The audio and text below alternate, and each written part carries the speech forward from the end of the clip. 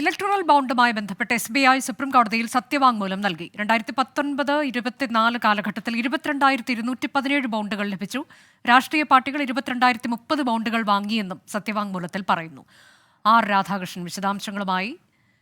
ഇതിൽ രാഷ്ട്രീയ പാർട്ടികൾ വാങ്ങിയ ബോണ്ടുകളുടെ കൃത്യമായ കണക്കുകൾ, അത് ആകെ കണക്ക് ഉണ്ട് എന്നൊക്കെയുള്ള വിവരങ്ങൾക്ക് അപ്പുറത്തേക്ക് ഓരോ പാർട്ടിയും അത് എത്ര തുകയുടേത് എന്നതിൻ്റെയൊക്കെ വിവരങ്ങൾ പുറത്തു വരാനുള്ള സാധ്യതയുണ്ടോ? ഇനിയിപ്പോൾ ഇതെങ്ങനെ ക്രോഡീകരിച്ച് തെരഞ്ഞെടുപ്പ് കമ്മീഷൻ വെബ്സൈറ്റിൽ പ്രസിദ്ധീകരിക്കും എന്നതും അതൊരു വെല്ലുവിളിയായി മാറുമോ? ആർക്കെ അനുജ ചോദിച്ചതുപോലെ നിർഭാഗ്യവശാൽ അത് അത്തരം വിവരങ്ങൾ ലഭിക്കുമെന്ന് ഇന്ന് ഈ സുപ്രീം കോടതിയിൽ സമർപ്പിച്ചിരിക്കുന്ന സത്യവാങ്മൂലത്തിൽ വ്യക്തമാക്കുന്നില്ല. മാത്രമല്ല അതിൽ നൽകുന്ന സൂചനകൾ അനുസരിച്ച് അങ്ങനെയുള്ള വിവരങ്ങൾ പുറത്തു വരാൻ സാധ്യതയില്ലെന്ന് നമുക്ക് പറയേണ്ടി വരുമെന്നാണ് ഈ ഘട്ടത്തിലെ ഒരു വസ്തുത. ഇതിൽ ഈ KYC വിവരങ്ങൾ SBI നൽകിയിട്ടുള്ള വിവരങ്ങളിൽ ഉണ്ടെന്നാണ് കമ്മീഷനും ഇപ്പോൾ കരുതിയിരിക്കുന്നത്. കോർപ്പറേറ്റ് സ്ഥാപനങ്ങൾ എന്നാൽ പലരും സ്വന്തം പേരിലല്ല ബോണ്ട് വാങ്ങിയിട്ടുള്ളതെന്ന് നമുക്ക് ഏവർക്കും അറിയാവുന്നതാണ്.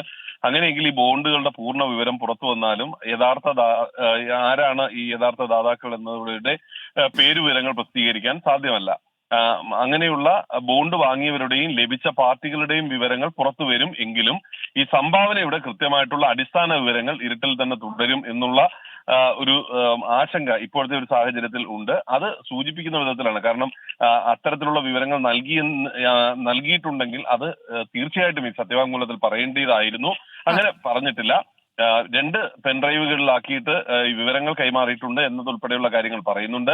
10,000, 1,00,000, 10,00,000, 1 കോടി എന്നീ മൂല്യങ്ങളുള്ള ബോണ്ടുകളായിട്ടാണ് SBI വഴി കടപ്പത്രം സർക്കാർ ഇറക്കിയത്. ഓരോ പാർട്ടിയുടെയും ആരുടെയെല്ലാം പണം ലഭിച്ചു എന്ന വിവരം ക്രോഡീകരിച്ച് നൽകിയിട്ടില്ല എന്നുള്ളതും ഇതിൽ നിന്ന് നമുക്ക് മനസ്സിലാക്കാം. ഇലക്ട്രൽ ബോണ്ടുമായി ബന്ധപ്പെട്ട വിശദാംശങ്ങൾ അത് എങ്ങനെയാണ് നൽകിയിട്ടുള്ളത്? ഡിജിറ്റലായാണ് നൽകിയത്. വിവരങ്ങൾ സത്യവാങ്മൂലത്തിലൂടെ SBI സുപ്രീം കോടതിയെ അറിയിച്ചു.